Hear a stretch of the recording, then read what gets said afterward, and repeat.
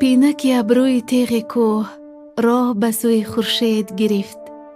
مشعل نور در دلها مسکن گرفت. مصوره انتظاری رنگ رنگ گرفت. روز اول بهار، نفاست نفسها،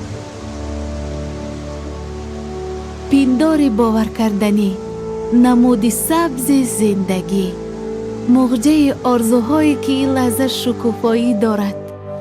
پیراهنش عطر فضیلت و نمودش سمای سبز است. آسمانی که فضایش از تنین پرنده های خوانش صلح لیوای افروختن و آفریدن دارد. بیا بهار، آمدن توأم به آفرینش است.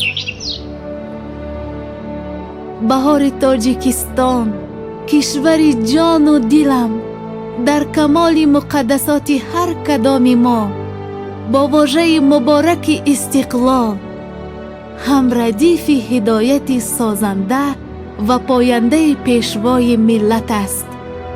باز آسمان الهام اهل ایجاد، تیر و کمان بهاری را در دلها از شوق و شور زندگی این رابطه رشته بهار را دارد.